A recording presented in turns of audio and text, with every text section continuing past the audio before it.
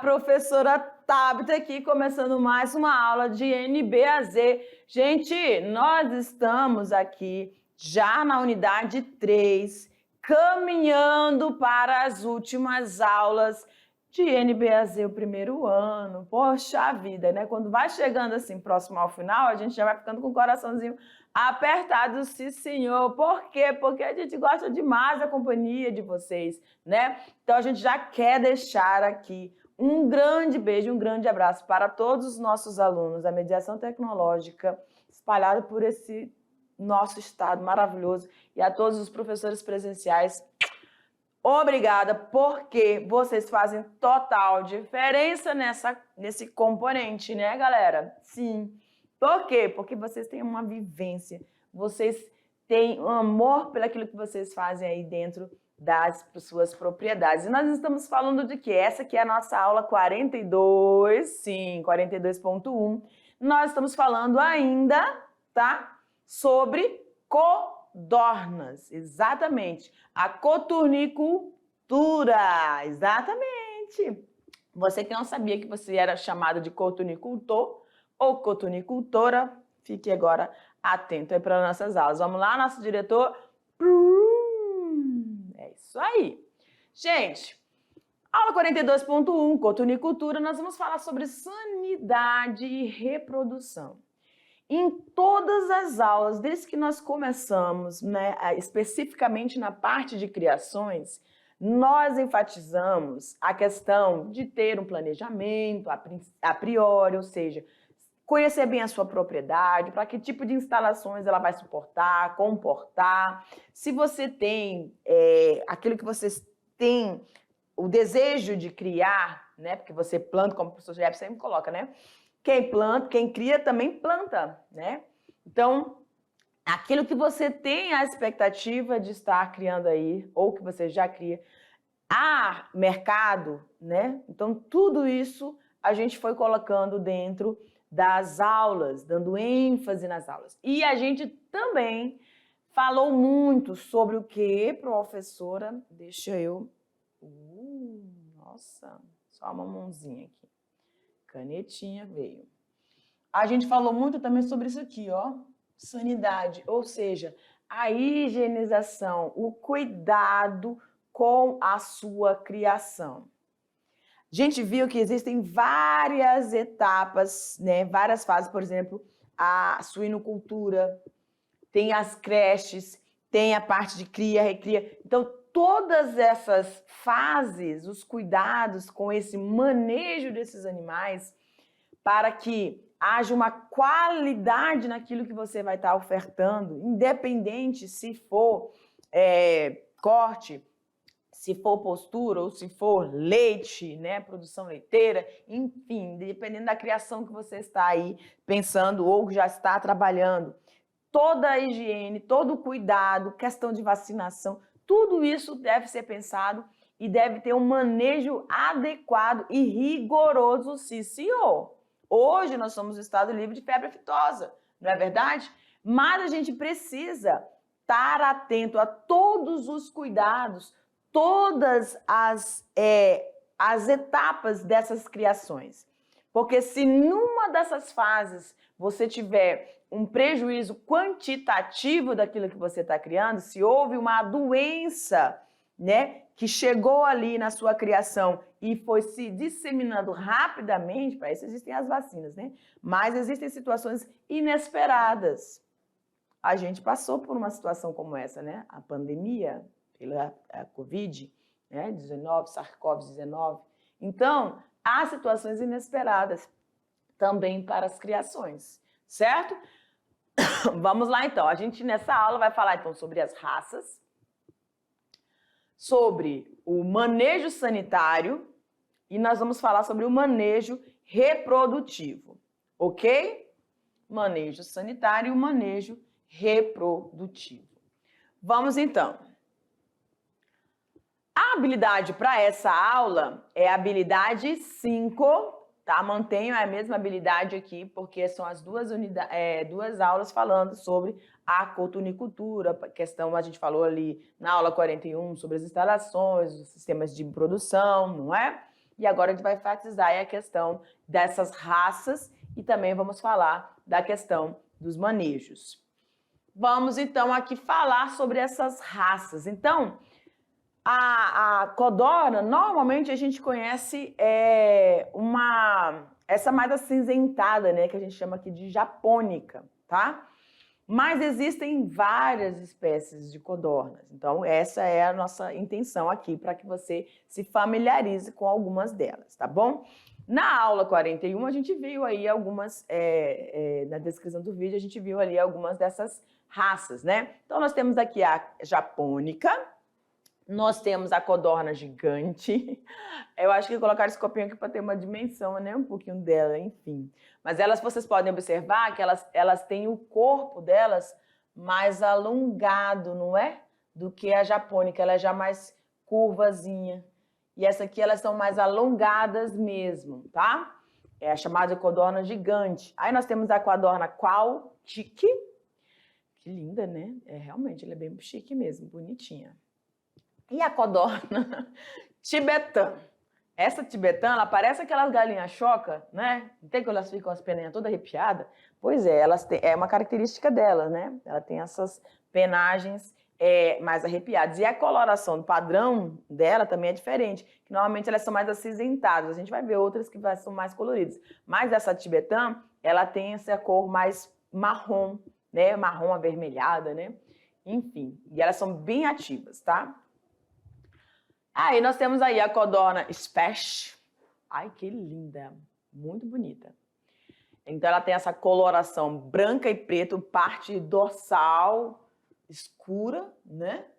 E a parte mais ventral, a partir ali da região do pescoço, o papozinho é branco, tá bom? E aí nós temos a codorna mikado. E aqui nessa mikado, a gente tem o que nós chamamos, e nós já estudamos sobre o dimorfismo sexual, lembram? Pois é. Então, os machos têm essa coloração diferenciada das fêmeas, tá bom? Uma mais escura, tipo um azul bem intenso, né? Parece preto ou azulado. E a mais acinzentada, é a codorna mikado, tá bom? E aqui abaixo nós temos a codorna collie. A codorna collie é fácil de identificar porque ela tem esse penachozinho assim, né? Tá? E ela tem essa parte do pescoço, a cabeça, metade da parte anterior do corpo, com a pelagem parece azulada, né? É a codorna collie. E aí nós temos a codorna chinesa, eu acho a mais bonitinha, tá? Elas são muito lindas. Elas têm um diferencial abaixo do bico, uma coloração branco e preto. Elas têm o vermelho na parte ventral inferior, né? Nas laterais elas são azuladas. E aí em cima elas se assemelham às codornas que a gente tem, né, comumente. Tá? Essa penagem mais cinzentada, cinza com marrom mais claro, tá bom? Então ela é muito bonita. Então aqui nós vimos aí uma variedade. Então você, na sua cabecinha aí, lógico que a gente usa, a que a gente mais comum aqui é essa japônica mesmo, né? Tá bom? Vamos lá, então.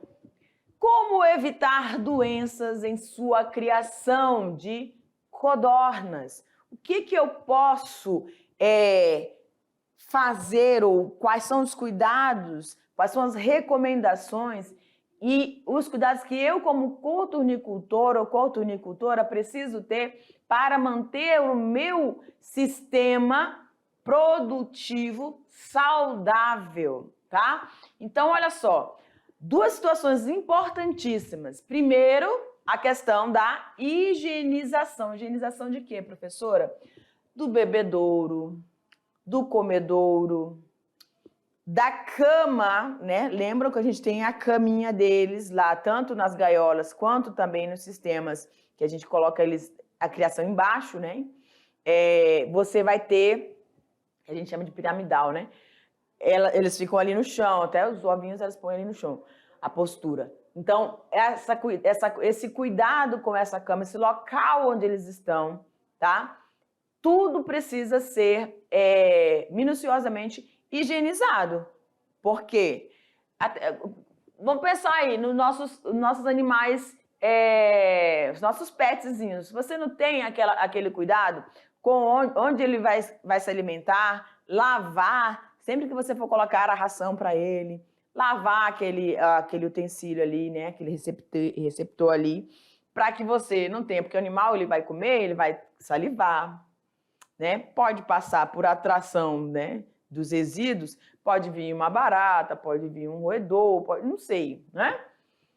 Mas eles vão vir e podem estar trazendo algum tipo de bactéria, algum germe que pode estar adoecendo o seu cãozinho, o seu animal, o seu pet.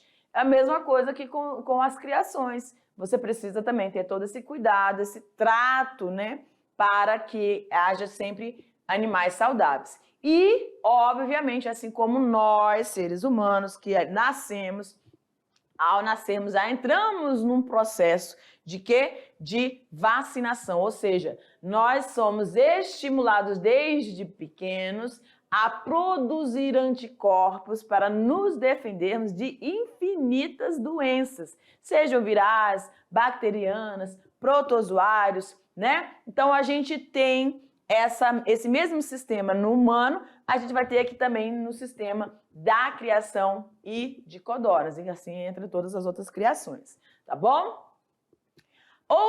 Outra situação importantíssima é a vermifugação. Sim, todos os animais, gente, todos os animais eles estão em contato ali com o solo. Então, a gente sabe, e aí tem aqueles também que vão se alimentar ali de capim, né? Ali a parte de pastagem, isso não quando os animais de maior porte, né? Não estou falando de aves, enfim. Mas, isso só se você estiver falando das outras galinhas ali em relação ai, meu Deus. As que a gente cria para a produção ali no quintal mesmo, né? Então, eles têm mais facilidade para adquirirem esses eumintos, né?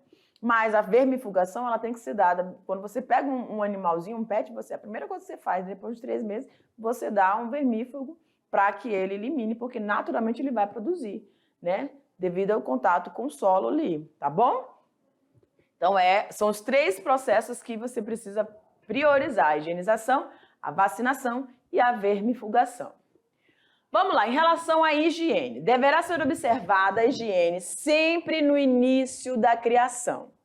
Os galpões, lembram que os galpões aí tem 16 metros para 2.000 aves, que a gente já falou sobre isso, lembram? Que elas vão ficar ali todas juntinhas, né?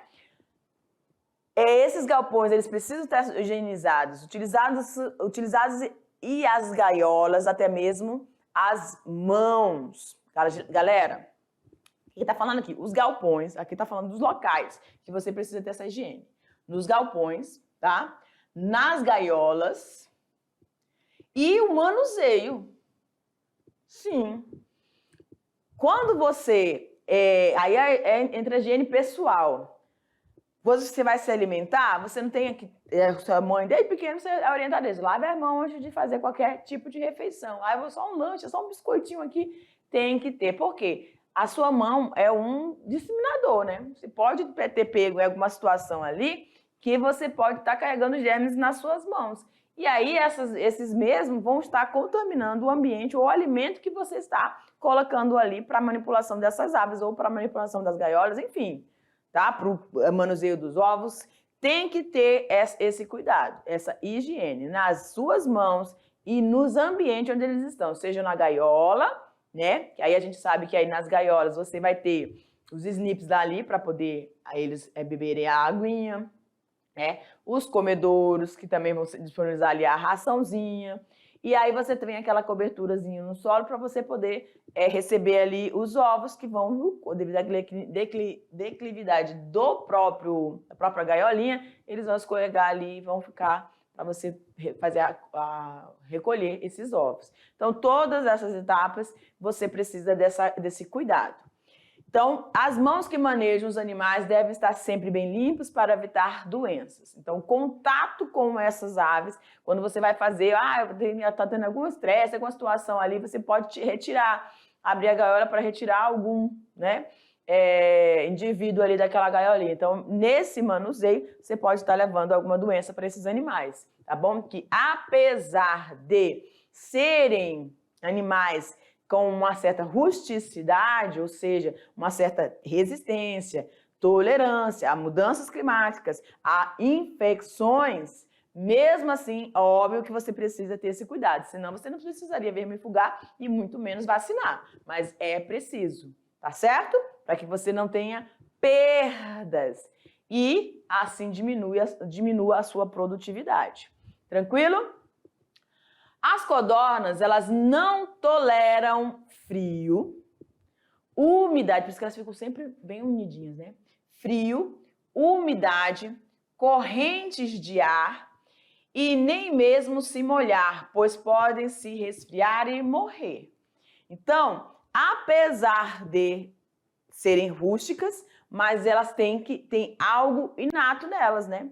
Elas toleram até determinadas situações, então elas não podem ficar molhadas. Quando a gente fala de molhadas, a gente está falando ali daqueles galpões, né? Os galpões, eles têm uma determinada altura, né, do solo para a parte superior, e aí a parte de cima com as telas, né, enfim, é aberto. Pode ser que numa chuva muito forte venha o vento, e aí essas aves, elas vão ficar mais abrigadas e elas vão evitar esse contato, porque elas resfriam também, pode, assim como a gente, né, resfriam, e no caso, elas podem chegar a morrer. Ah, professora, mas a gente pega... Pois é, a gente tem todo o sistema de aumento da nossa produtividade imunológica, né, gente? Então, isso é importante aí em todos os sistemas, em todas as criações. Ok? Vamos seguindo. Agora, a gente vai ver a segunda parte dessa matéria, que está muito legal, né? Mas agora a gente vai falar sobre codornas de postura, tá bom? Parte 2. Então, fica ligadinho, vem comigo para a gente ficar antenada nessa matéria. Joga lá!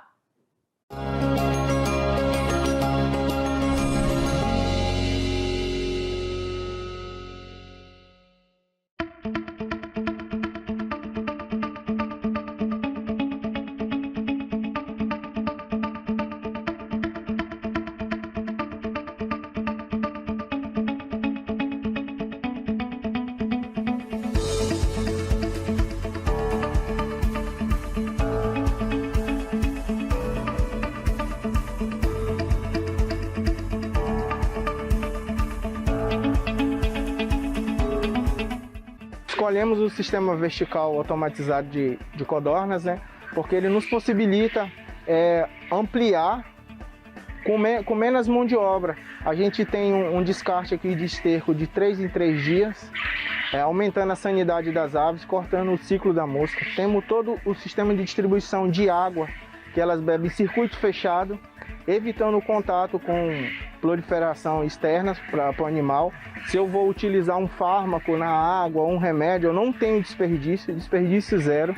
Distribuição controlada, programada no sistema às 7 da manhã e 1h30 da tarde. Então elas têm um horário certinho de comer, alimento nunca falta, regulado para que elas todos os dias tenham disponível ali entre 30 e 33 gramas de ração para cada ave alojada. E os ovos retirados uma vez ao dia. E qual a diferença daquele outro? Já no sistema piramidal, né, ele tem a desvantagem que o esterco ele fica ali no ambiente enquanto o lote estiver ali.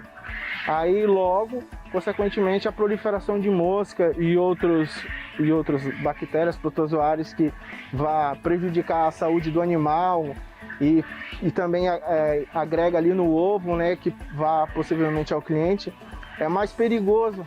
É um produto com menos qualidade. Então a gente querendo mais qualidade, um produto melhor para os nossos clientes, a gente resolveu investir no sistema vertical, quer dizer. Isso. E a questão do estresse também no sistema vertical. Isso, menos circulação de pessoas dentro do aviário, então gera um conforto animal melhor para as aves alojadas ali, já que elas vão passar um bom tempo, né, produzindo. Menos estresse. Menos estresse. E mais lucro para... Com certeza. Como o produtor disse, há pouca circulação de pessoas dentro do aviário para não estressar as aves. E outros cuidados fitossanitários são essenciais para a saúde das codornas. Antes de entrar, por exemplo, na porta tem um pé dilúvio, como é chamado essa caixa com cal virgem para desinfecção dos calçados, que devem ser apropriados. E além de evitar o estresse das aves, também é preciso respeitar o período de descanso para uma maior longevidade e melhor produção. Elas ficam alojadas em verticais de 4 andares. Cada andar tem 44 boxes. Cada box comporta 25 codornas, entendeu?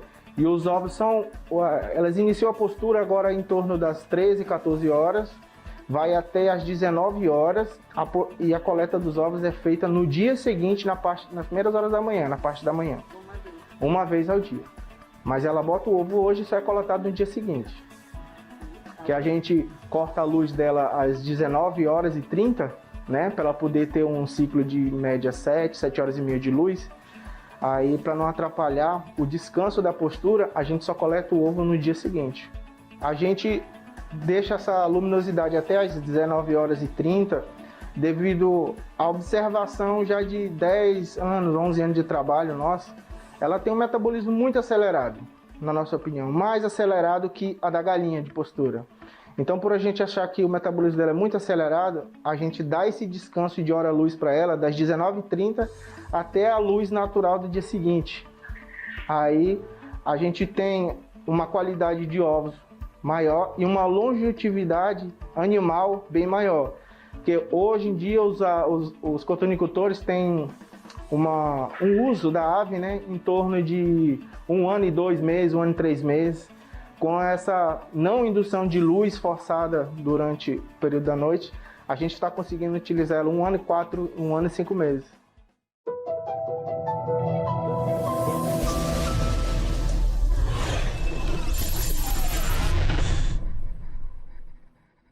Vai ver agora a sequência, tá bom? Para finalização dessa etapa dessa matéria jornalística. E aí a gente vai ver a questão da alimentação aí, da postura, tá bom? Nessa última parte aí dessa matéria jornalística. Joga para nós, diretor.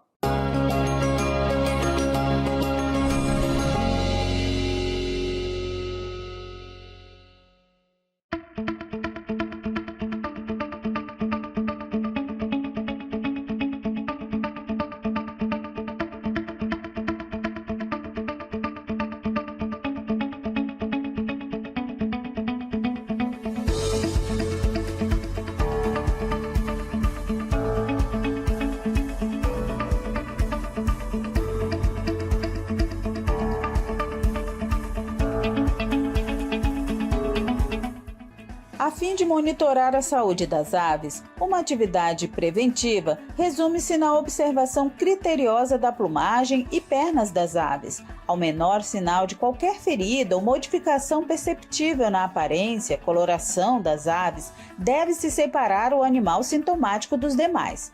Especialistas recomendam que, para evitar esse tipo de problema na criação de codorna, pode-se adicionar terramicina ou quemiceticina solúvel em água 3 dias durante o mês, como método preventivo.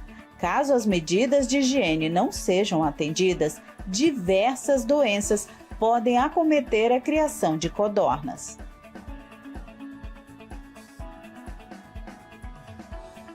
Mas foi necessário muito estudo e muita experiência para o sucesso desse produtor. Galpões com uma boa acomodação das gaiolas e uma excelente circulação de ar. As árvores em volta do aviário não são por acaso. O clima quente da nossa região pede uma boa sombra para amenizar a temperatura no aviário. O telhado também ajuda no conforto térmico. As gaiolas para postura de ovos são de arame galvanizado, que facilita a higienização. E por falar em higienização, as fezes das codornas são retiradas a cada 3 dias em um processo mecanizado e reaproveitadas. É misturada a palha de café e comercializada. Com auxílio de 2 pessoas, a gente faz a retirada. Uma pessoa fica aqui e a outra pessoa fica lá na recepção do secador. Aí a gente dá uma regulada nesses raspadores dos 2 lados para ter uma melhor limpeza, para quando a esteira voltar, ela tá limpa, já pronta para receber outra camada de esterco. Aí a gente liga essa transversal primeiramente, depois liga as que saem debaixo da baia.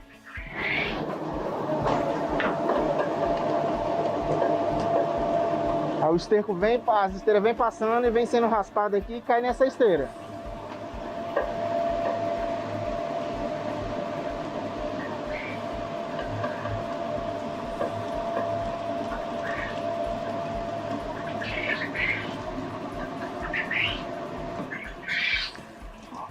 Hoje a limpeza desse aviário aqui de 30 metros é feita em exatos 6 minutos. Antigamente, quando eu iniciei a profissão, nós tínhamos um galpão de 8 metros para 1.200 aves.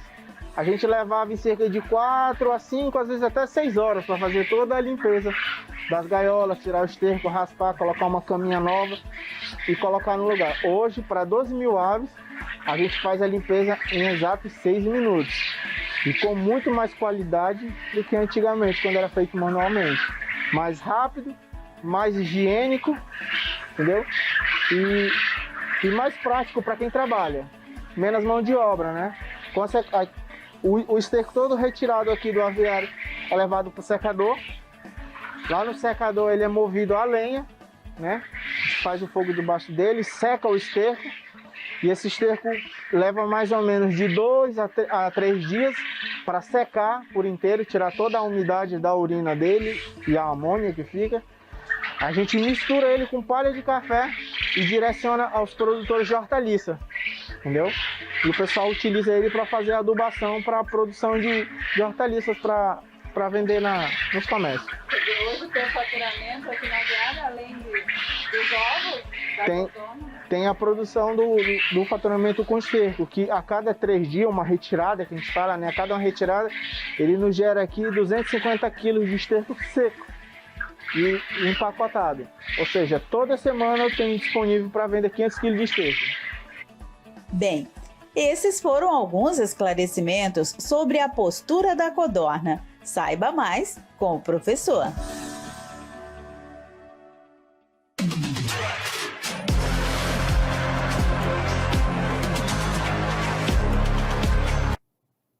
Perfeito, galerinha. Vocês viram que legal essa matéria?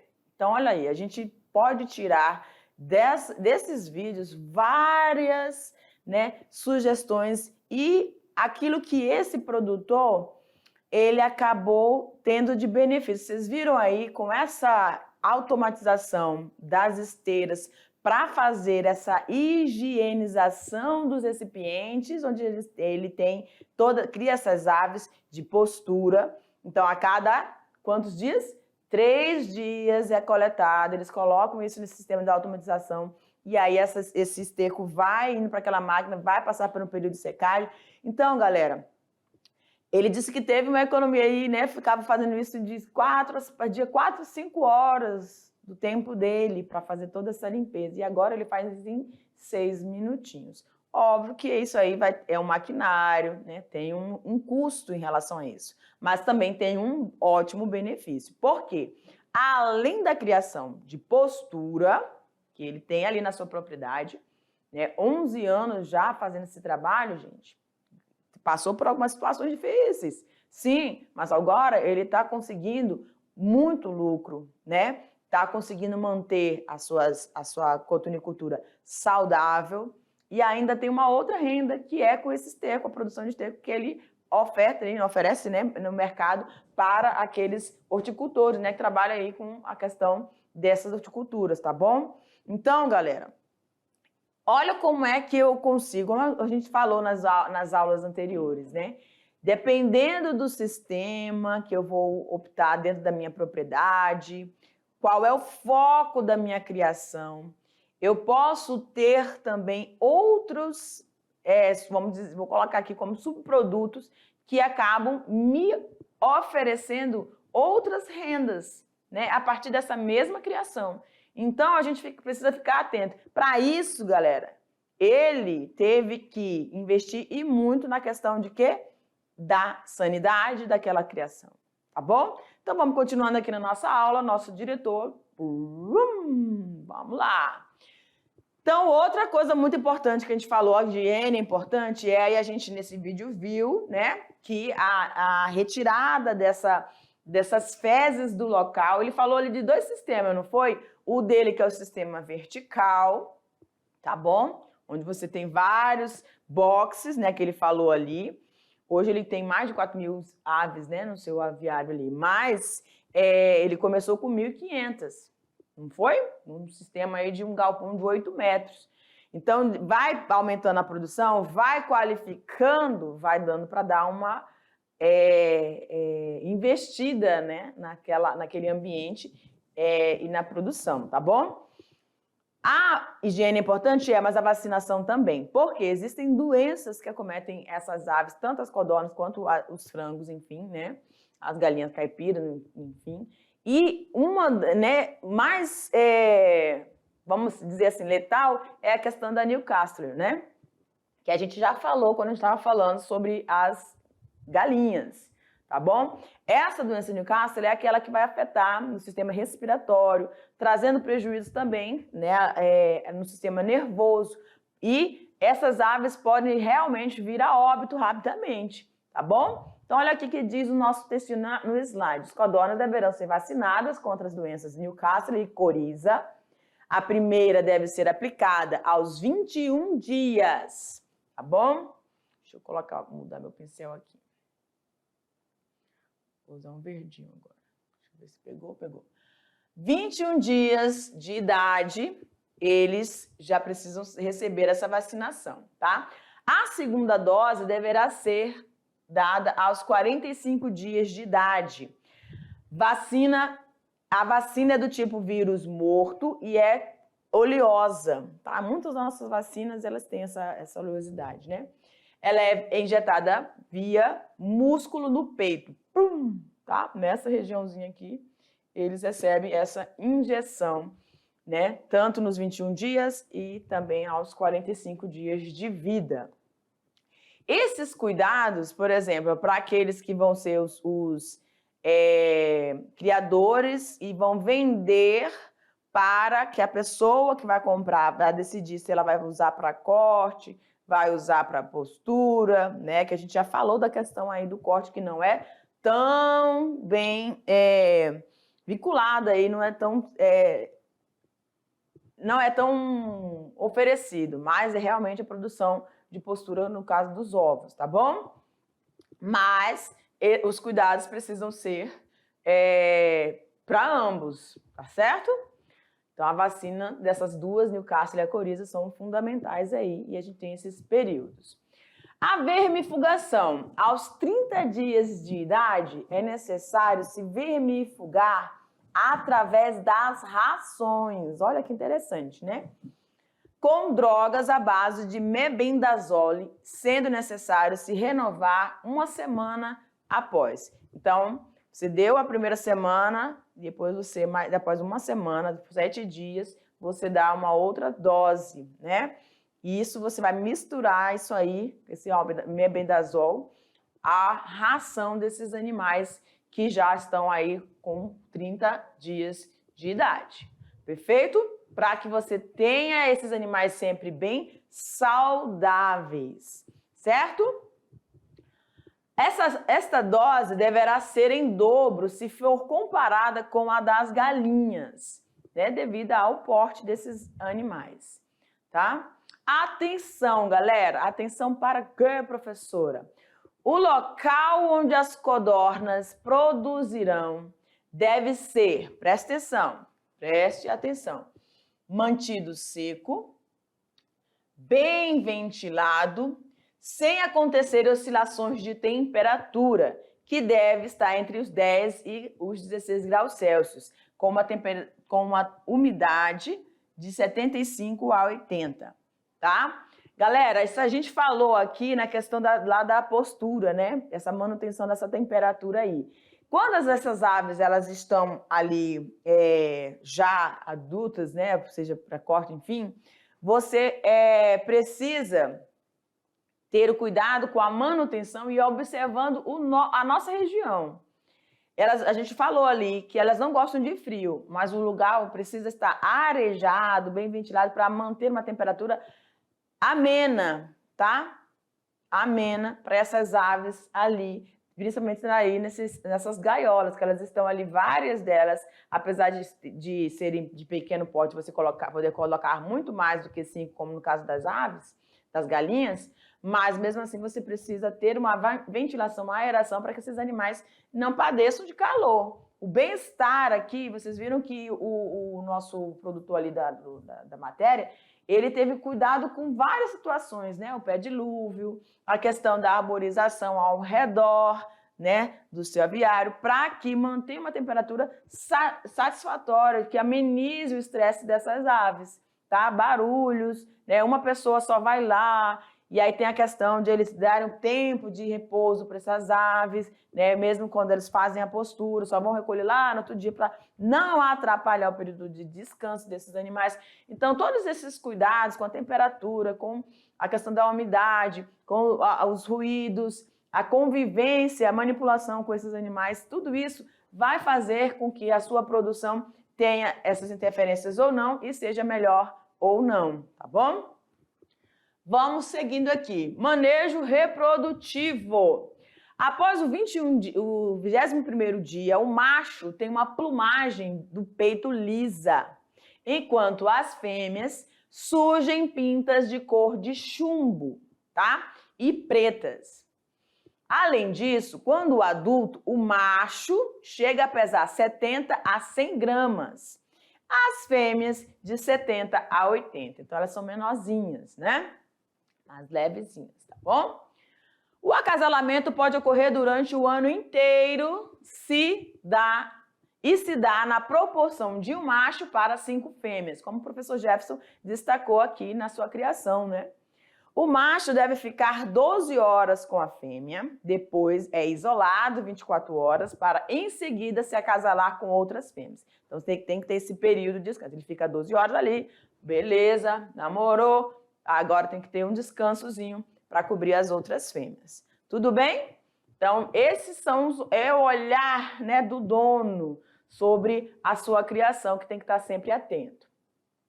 É aconselhável que as fêmeas já fertilizadas fiquem distantes dos machos, pois as suas cantadas, eu achei interessante isso, né? As suas cantadas insistentes estressam as aves e acabam prejudicando a sua produção. Olha só. Então, ela já foi coberta? Beleza, separa elas, deixa elas longe, porque aquele barulho, né, delas pode causar um estresse e acabar elas não conseguindo fazer o que elas têm que fazer, tá? Então, isso é um ponto de atenção importante dentro da sua produção. Tá certo, galera? Adquirir as aves com 28 a 30 dias, lembra que com os 30 dias vem a mifugação, né? Adquirir as aves com 28 a 30 dias, machos ou fêmeas e fêmeas, com a relação de um macho para 2 ou 3 fêmeas. Aos 45 dias, se dá o início dessa postura com um percentual de 50% e aos 60 dias, as fêmeas vão atingir o máximo de postura com um percentual de 80%. Então, dentro dos 45, somente aí 50% dessa produção, dessa postura aí, tá? Depois, aos 60, elas vão aumentando gradativamente essa produção aí, tá? Em relação à postura, chegando a 80%. Tá? Então, essa proporcionalidade em relação à idade, tudo é muito importante nessa questão da quantidade de machos e fêmeas.